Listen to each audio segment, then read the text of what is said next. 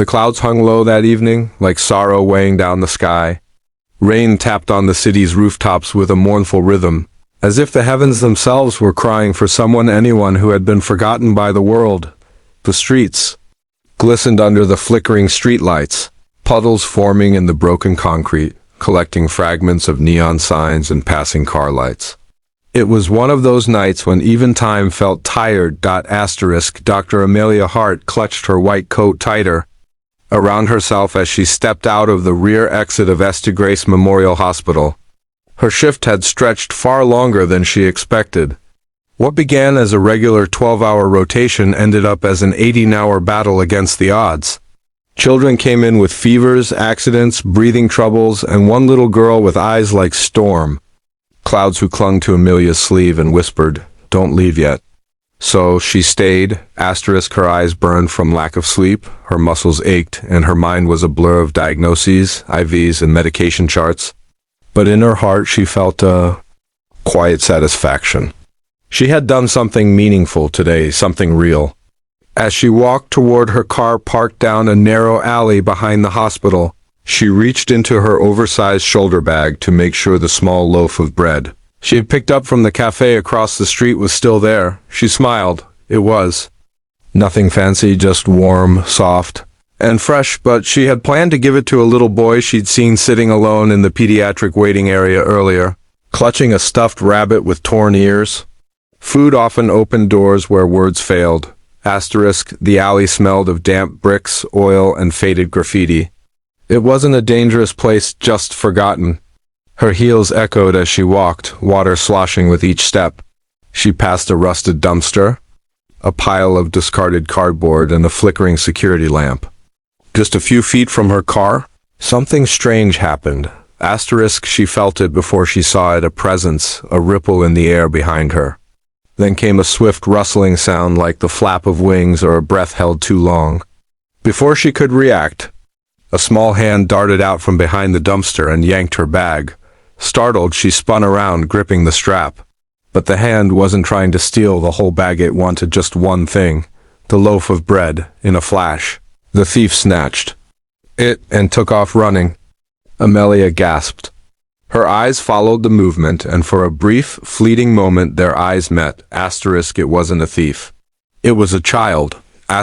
No older than 8, thin as a twig, skin pale under the grime, hair plastered to his forehead by the rain.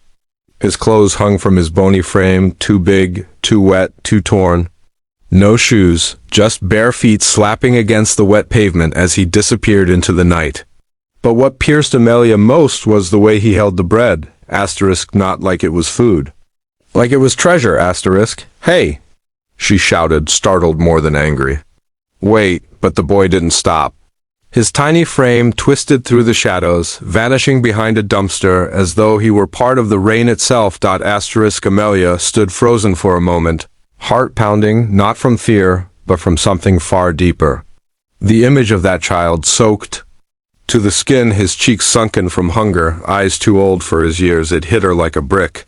This wasn't a petty theft. This wasn't mischief.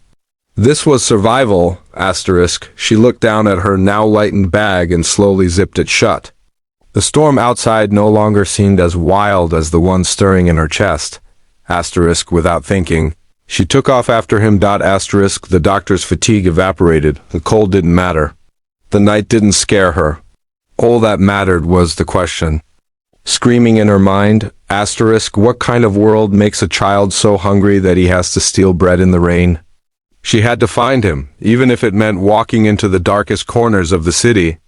Alone. Dr. Amelia Hart's shoes splashed against the slick concrete as she chased the shadow of a child through the maze-like back streets. Her breath came fast and shallow, heart thundering, not with fear, but urgency, a gut-deep instinct that told her this wasn't just a theft. This was a cry for help disguised as a crime. The boy was fast. Too fast for someone so small, so malnourished. But hunger and desperation could make a child fly. He darted left through a narrow side path between 2 abandoned buildings, where weeds pushed through cracks in the cement and broken beer bottles glinted like teeth. Amelia hesitated for a split second, torn between logic and impulse. A hospital doctor chasing a street kid through back alleys in the rain? It sounded ridiculous. Dangerous even. But she kept going, her coat flared behind her like a cape, the rain soaking her shoulders, her hospital badge flapping loosely. Every corner turned, every puddle splashed, brought with it new flashes of the boy bare heels disappearing behind a dumpster. A flash of a tattered hoodie, the tight grip he still had on that single loaf of bread. He didn't look back. Not once. Please, she called again, breathless. I'm not angry. I just want to help.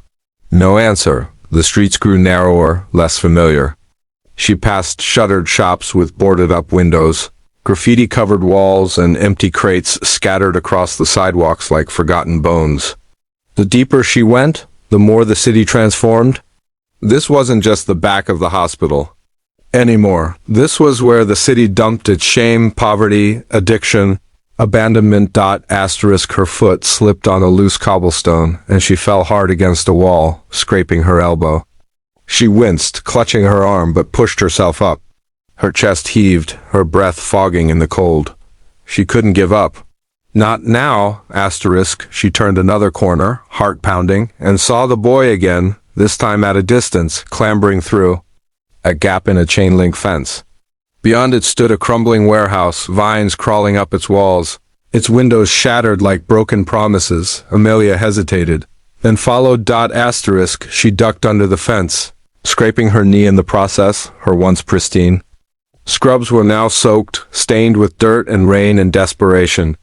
But she pressed on, her eyes scanning the darkened windows of the warehouse, her ears straining for any sound. A faint cough echoed through the empty structure. She was close. The air inside the warehouse was thick, heavy with the scent of mildew, wet concrete, and something else. Something human. The sound of dripping water echoed through the hollowed-out space, like a ticking clock. The only light came from holes in the roof where the rain slipped in, forming small puddles on the warped wooden floor. Rusted metal beams arched overhead, like the ribs of a long-dead beast. Amelia stepped cautiously, her hands slightly raised as if approaching a wounded animal. "Hello?" she called softly. "It's okay. I just want to talk." Silence. The movement. A whisper of sound. The shuffling of feet. A stifled cough. She turned toward the far corner of the warehouse where the darkness seemed to pulse. As she stepped closer, her foot landed on a crushed juice box and it crackled beneath her. She froze. A small voice trembled from the shadows. "Don't come closer." Amelia's heart clenched. "Okay," she whispered. "I won't. I promise." From the shadows emerged the boy, standing, protective, shielding something or someone behind him. His skinny arms were spread wide, as if he could defend against the world with sheer will. Rain dripped from his sleeves. His eyes were wary, feral, yet somehow still pleading.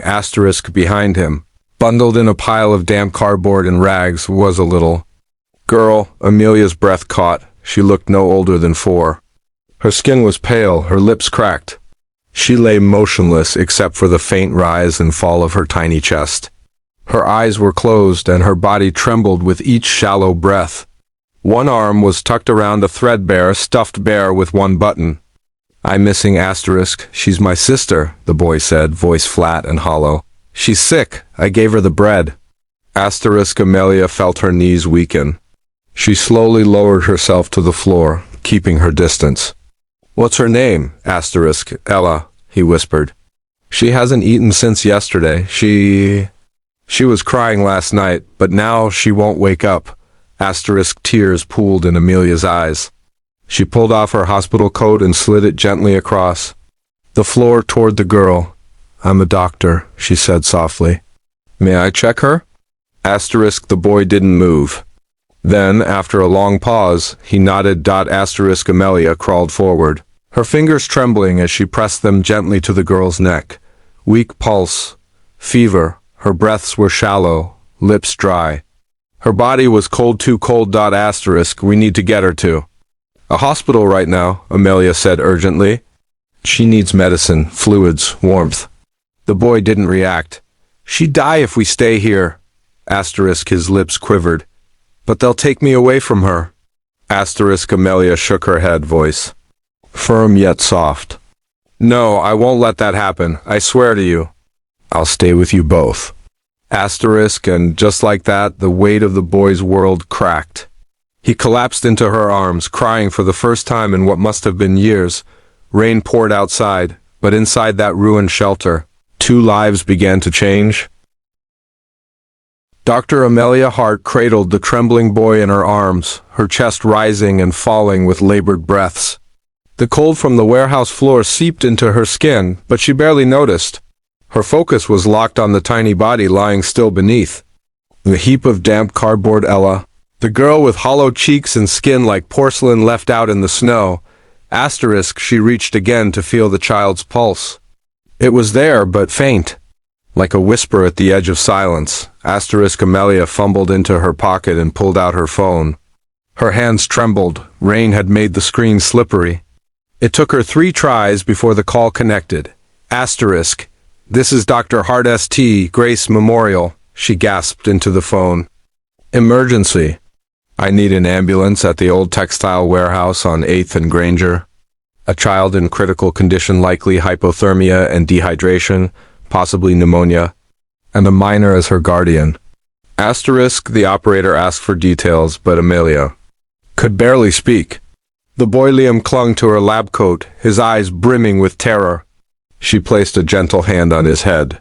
Help is coming, she said softly, both to him and to herself, but then something inside her cracked, something deep, raw, human. She looked around. The walls were tagged with graffiti, parts of the roof caved in, old rusted beams hanging like skeletons. In this cold, forgotten ruin of a building, 2 children had been trying to survive alone.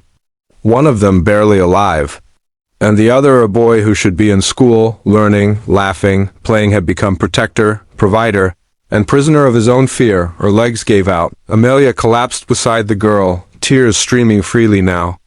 No restraint, no professionalism, just grief. The kind that grabs your soul and twists it into knots. Asterisk, she cupped Ella's face, whispering, You're not going to die here. Not like this, not while I'm breathing. Asterisk, the boy flinched. I tried. I didn't know what else to do. I took the bread. I'm sorry. Asterisk, she pulled him into her arms again, holding him tightly. Don't be sorry. You did what you had to. You saved your sister's life. Asterisk, the rain thundered louder on the broken roof above them, as if the sky itself was mourning the pain that had been allowed to exist in silence. Asterisk, and then sirens. Asterisk, red and blue lights pierced the darkness through the cracks in the warehouse walls. Moments later, boots splashed through the waterlogged floor, and paramedics stormed in, their faces tense but focused. Asterisk, Amelia backed away to let them work, her hands still shaking. One medic covered Ella with thermal blankets and immediately began administering oxygen and fluids. Another wrapped Liam in an emergency blanket, asking him questions he barely understood. But he kept glancing back at Amelia, as if afraid she'd disappear. She didn't. She never left his side. 3 weeks passed. The first days at the hospital were a whirlwind. Ella was placed in the pediatric ICU and monitored 24/7. Her lungs were filled with fluid and her immune system was dangerously weak. But slowly, with medicine, warmth, and nourishment, she began to fight her way back. Asterisk, Liam refused to leave her room. He slept curled in a chair, waking at the slightest movement. He wouldn't talk much to the nurses, but to Amelia he said everything. Bit by bit, he revealed the truth. Asterisk, their mother had worked 2 jobs but died suddenly of a stroke one morning. No one came looking, no relative stepped in. They were simply forgotten, left to fend for themselves in a decaying world that didn't have time for poor children. Amelia didn't just listen, she acted. She made calls, talked to lawyers, challenged social workers. She knew how the system worked and how it failed. She fought to keep them together. She offered to take temporary custody. At first, the answer was a bureaucratic wall of no. But Amelia had one thing most people in the system didn't: persistence. By the second week, She had furnished a spare bedroom in her apartment with bunk beds, colorful sheets, stuffed animals, a nightlight in the shape of a star. She bought children's books, a second-hand bookshelf, tiny socks and toothbrushes and cereal bowls with cartoon animals. Asterisk, the day Ella opened her eyes and whispered, "Where's my brother?" Was the day Amelia knew she was never going to let them go. It took time, background checks, paperwork, hearings. Asterisk, but then came the court date. Liam sat beside her in a clean hoodie, one Amelia had bought him, his hair combed neatly. Ella wore a yellow dress, her hair in tiny braids, her eyes still tired but bright. Asterisk, the judge looked over the files, the photos, the medical records. And finally the gavel fell with a firm but gentle thud. Custody granted. That night, Amelia stood in her apartment doorway, watching Liam and Ella explore their new home. They ran from room to room, opening cabinets, bouncing on beds, touching everything. Like kids. Actual kids. Liam stopped by the kitchen counter where a fresh loaf of bread sat. He stared at it for a moment, then smiled. He didn't have to steal it anymore. Asterisk, he looked at Amelia and said, "Can I share this with Ella?" Asterisk, tears welled up. In her eyes, "You don't have to ask, sweetheart. This is your home now." Asterisk, and for the first time in years, the sound of pure, innocent laughter filled Amelia's apartment. It wasn't just a new beginning for them, asterisk, it was for her too.